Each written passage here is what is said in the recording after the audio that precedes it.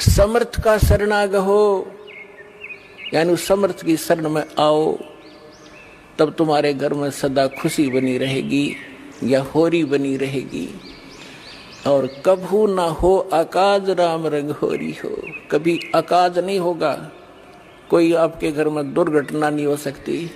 देखो, कर्म के संस्कार आपका प्रेशर जरूर डालेंगे। जैसे आपने भक्तों के अनुभव सुने, कैसे कैसे जुल्म ढाने चाहे काल संस्कार ने, और परमात्मा ने हट एक तरफ 2 सेकंड में टाल दिए सारे। तो जब तक आप परमात्मा की मर्यादा में रहोगे, कबीर भगवान की में आपको पूरा साथ देगा। यदि आपने मर्यादा भंग कर दी, आपने कोई परमात्मा का नियम तो भंग कर दिया, तो उस समय काल का दाव लग सकता आपके ऊपर। और अन्य भक्त ये सोच रहे होंगे कि ये दीक्षित था, इसके साथ ऐसी घटना क्यों घट गई। तो पुण्यात्माओं, इसके साथ साथ आपको बहुत सावधान किया जाता है कि देखो, कुछ भक्त ऐसे होते हैं, दीक्षा ले रखी है, मर्यादा भी तोड़ रखी है, फिर भी सुखी महसूस होते हैं। अभी उसका कोई भाग्य का ऐसा दुष्कर्म नहीं है जो उसको चोट मारने वाला है। और एक ऐसा भक्त है, दीक्षा ले ली है और नाम तोड़ दिया है, खंड हो गया, तो उधर से संस्कार ऐसा कमजोर आ गया कि उसकी मृत्यु होनी है, वो मृत्यु होगी। और दीक्षित भी था, लेकिन दीक्षा नहीं थी, क्योंकि नाम खंड हो गया। पावर काम तब तक करेगी बिजली आपके घर पर जब तक आपका कनेक्शन जुड़ा रहेगा। जिस दिन कनेक्शन कट गया, किसी भी कारण से कट जाता है, तो पावर का काम नहीं हो रहा आपके घर पे। उसके लिए परमात्मा कहते हैं कबीर साहब, जब लग हंसा हमारी आना, काल लगे ना तेरा बाना। कि जब तक ये प्यारी आत्मा मेरी मर्यादा में रहेगी, काल तेरा अटैक नहीं हो सकता। और जब हम मर्यादा तोड़ देंगे तो पुण्यात्माओं, फिर काल ही काल है सब जगह, पूरा संसार। हम परमात्मा की शरण में आने के बाद ऐसा समझ लो जैसे समुद्री जहाज में बैठ गए और उस जहाज से नीचे उतरे तो डूबेंगे। कहीं उतर लो, किसी साइड से गिर लो नीचे। तो जब तक आप इस परमात्मा की मर्यादा में रहोगे, आपके ऊपर कोई दिक्कत नहीं आएगी। दूसरी बात ये होती है, परमात्मा जो भी आप परमात्मा के लिए लगे हो, कोई दुख में आया है, यहां दुख तो आपको फ्री ऑफ कॉस्ट, यानी रुंगे में आपको लाभ दिया जाएगा। ये हमारा यहाँ का मेन उद्देश्य नहीं है कि आपको ये सुख दें, लड़का दें, लड़की दें, कोठी दें, बंगले, और कोई कष्ट संकट है, कोई 3 ताप से पीड़ित है। केवल इसी उद्देश्य को लेकर हमने ये यूनिवर्सिटी नहीं खोल रखी, ये हॉस्पिटल नहीं खोल रखा। हमारा मूल उद्देश्य है जन्म और मृत्यु के दीर्घ रोग का नाश करने का, ये मूल काम है। इसके साथ साथ हम जो आपको यहाँ की जो और दुख हैं, तो वो पहले निवारण किए जाते ताकि आपकी आस्था बढ़े भगवान में। और उसके बिना आप भगवान को पहचान नहीं सकते। अब जैसे कोई ऐसे जादू जंत्र करता था, सिद्धियां दिखाता था, तो धर्मदास जी कह रहे थे कि भगवान वो ऐसा संत है, ऐसे चमत्कार करता है। परमात्मा बोले वो संत नहीं जो चमत्कार करता है, वो महामूर्ख व्यक्ति है। और फिर उसी समय परमात्मा ने कहा कि वो संत नहीं जिसे चमत्कार भी ना हो। ये पुण्यात्मा, एक तो चमत्कार करना ये तो महामूर्ख व्यक्ति के काम है, क्योंकि उसने केवल सिद्धियां ही इकट्ठी कर रखी हैं जो उसके लिए भी घातक हैं और अन्य के लिए भी वो घातक है, क्योंकि उस पर आश्रित हो गया कि वो बड़ा महंत और संत होगा। और फिर कहा कि वो संत ने जिसे चमत्कार ना हो, संत चमत्कार नहीं करता, आप होया करे, उसके पास इतनी समर्थ शक्ति होती है। उसका उद्देश्य चमत्कार करने का नहीं होता, उद्धार करने का होता है। और वो सुख वैसे ही होते हैं जिनको लोग चमत्कार मानते हैं। या तो बिना गिनती के होंगे आपके घर पे, क्योंकि यह समर्थ शक्ति का साथ रहेगा आपके साथ। तो क्या बताते हैं, तो परमात्मा हमें याद दिलाते हैं कि जब तक आप हमारी मर्यादा में रहोगे, आपको यहाँ के सारे सुख भी देंगे जिनको आप सुख मानते हो। अब पुण्यात्माओं, जो 3 ताप के कष्ट भी आपके कहीं नहीं कटे। यहाँ पर आप भक्तों के अनुभव सुनते हो, सब जगह चले गए थे, किसी में प्रेत था, किसी में जिन था, किसी पर कोई देव था, किसी के ऊपर कोई पीर तंग करता था, किसी में भैरव कूदता था, सब जगह जा चुके थे, लेकिन यहाँ आके सुख हुआ। हम ये उद्देश्य नहीं रखते कि ये सुख दें, ये तब होंगे आपको, ये तो पहले होंगे, क्योंकि जब तक आपके पैर में कांटा लगा है तो कांटा निकालना हमारा उद्देश्य है, क्योंकि कांटा लगे पैर में जूता पहना नहीं जा सकता। अब जैसे आप पहले हम सुनते थे, किसी भी संत के पास दुखी जाता था तो पहले तो अपने जंतर मंत्र बताता, ये कर दो, वो बोल दो, 5 कपड़े रख दो, ऐसे श्राद्ध निकाल दो, ऐसा दान कर दो, मैं तुम्हारा मंत्र जाप करूंगा। जब कुछ नहीं होता था, लास्ट में ये कहते थे कि ये तो आपके भाग्य में लिखा हुआ है, आपके प्रारब्ध का कष्ट है, ये तो भोगना ही पड़ेगा। और फिर भी कहता था, ले राम नाम का जाप करते ही रहना। पुण्यात्माओं, जैसे किसी के पैर में कांटा लगा हो और वो किसी के पास जाता है, वो कहता है, कोशिश करता है, उसके पास औजार नहीं है, उस कांटे को निकाल दे, और वो कहे कि कांटा तो निकल नहीं रहा, ये तो लगा ही रहेगा क्योंकि गहरा चला गया है, अब ले जूता पहन ले, आगे कांटा नहीं लगेगा। तो कांटा लगे पैर में जूता नहीं टिक सकता, पहले कांटा निकले और फिर उसको सलाह दी जा कि फिर जूता मत निकाल देना, नहीं तो ये पीड़ा फिर आ जाएगी आपके ऊपर। तो फिर वो व्यक्ति उस पीड़ा से परिचित है और फिर वो कभी जूता उस मार्ग में निकाल लेगा।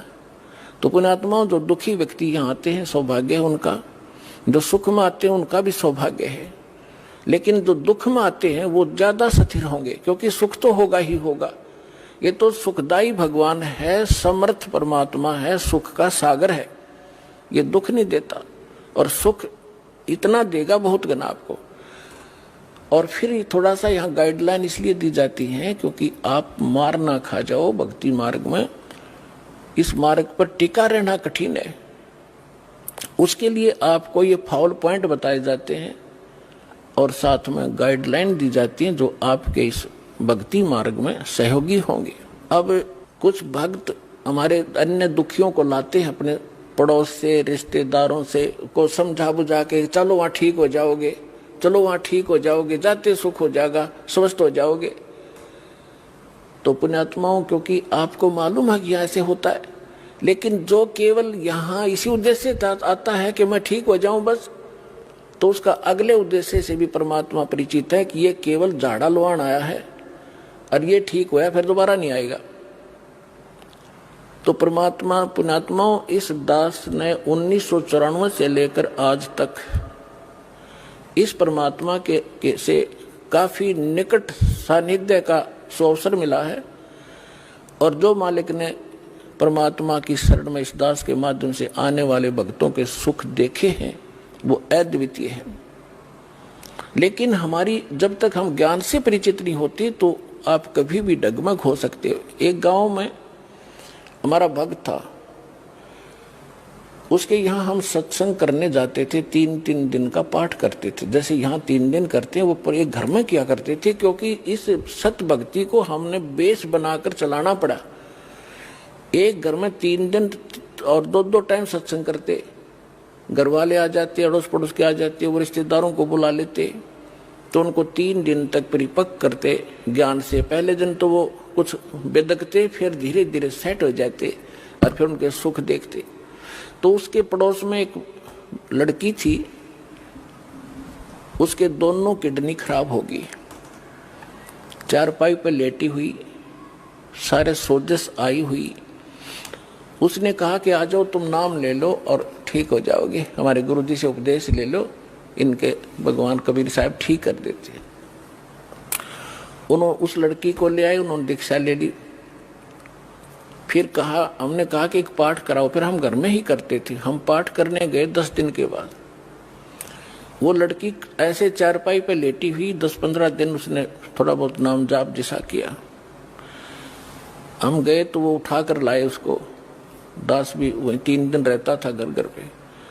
तो मैंने कहा, बेटी तू उठ और बर्तन साफ कर। भगत आए हुए खाना जैसे ऐसे भंडारा होता था छोटा, 10-20 भगत 50 भगत आते थे आसपास के। बर्तन साफ कर। तो उसके घर वाले कहने लगे भक्तों से कि तो बैठ तो सकती नहीं, कैसे बर्तन साफ करेगी। तो कहा कि आप एक बार इसको बैठाओ, जो आदेश है पालन करो।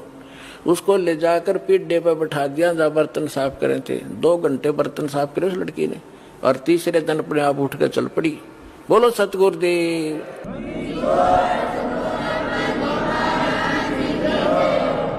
तो उसको क्या हुआ, कति स्वस्थ होगी, शादी होगी, और फिर नाम छोड़ दिया, आना बंद कर गए।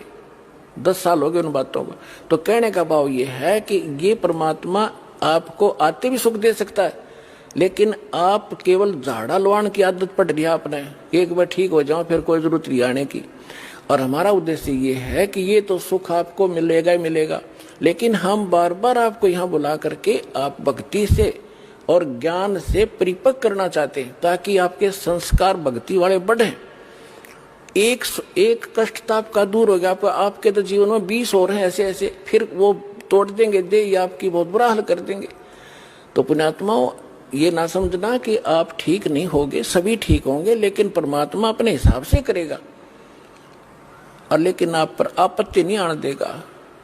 तो इसलिए आप परमात्मा के इस ऑपरेशन में जो कर रहा है, इसमें ऑब्जेक्शन मत करना। जैसे कोई रोगी है और डॉक्टर के पास जाता है, डॉक्टर अपने हिसाब से कर रहा है, तो उसमें बीच में अगर मरीज अपनी टांग अड़ावे कि ना ऐसे नहीं ऐसे कर दे, तो वो काम बिगाड़ देगा, वो ऑपरेशन खराब हो जाएगा उसका।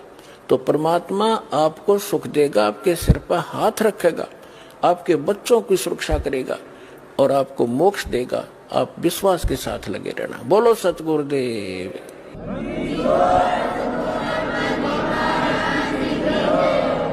धीरे धीरे रे मना, धीरे सब कुछ हो, माली सींचे सो घड़ा, ऋतु आए फल हो। अभी तक तो आपने बबूल बो रखी थी, सब ने गलत साधना शास्त्र विदिता कर मनमानी साधना करते थे। अब आपने ये आम का बीज प्राप्त हुआ है, अब आपने बीजा है, इसकी सिंचाई करो। इस सतनाम की, इस मंत्र की जो भी ये प्रोसेस है पूरा, ये सारा आपके इस जीवन में भी लाभदायक है और मोक्ष भी देगा। तो जैसे आम के पौधे को कोई बीजता है और उसकी सिंचाई शुरू करता है, कहते माली उसके अंदर सैकड़ों घड़े जल के डालता रहता है जब तक वो बड़ा नहीं होता,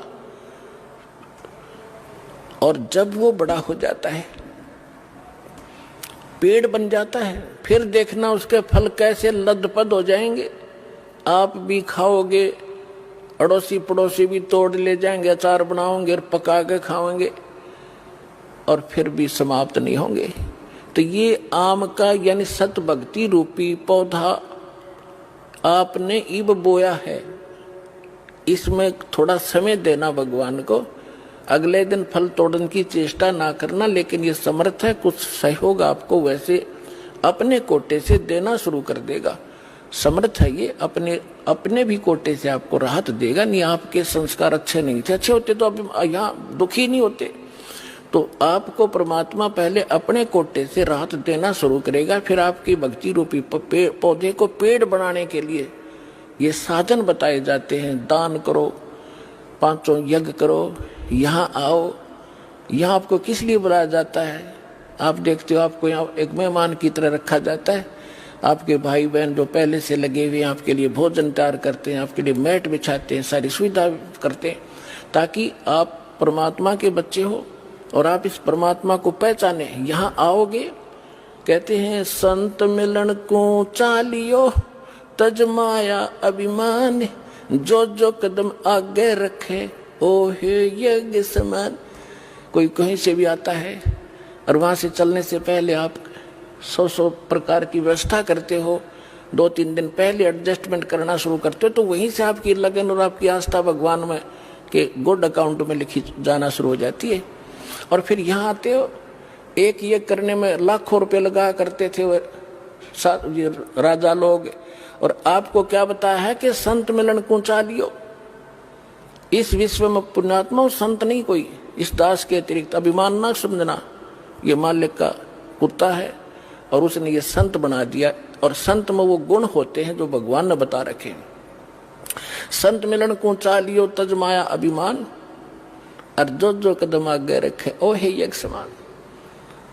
कोई कितनी ऊंची पोस्ट हो और कितना समृद्ध हो धन से, जिस प्रकार आदमी बच्चा रोगी डॉक्टर के पास जाता है, उसको पता लग जाता है तेरे दीर्घ रोग है, ऐसा रोग है, तो वो जाते ही डॉक्टर जो भी उसको आदेश देता है, इंजेक्शन लाऊंगा लगा दो जी, जांच कराओ वहां जाओ, अच्छा जी, लेट जाओ, लेट गया जी, कपड़े उतार दो, चेक करूंगा, लो जी। तो कोई अभिमान नहीं रखता, चाहे कितना बड़ा पद हुआ, उसको उसमें पद दिखाई नहीं देता, उसमें अपनी जान दिखाई देती है। तो यहाँ जब आप इस परमात्मा के लिए चलो, एक बालक बन के, एक अधीन, एक रोगी समझ के, वैसे तो आपको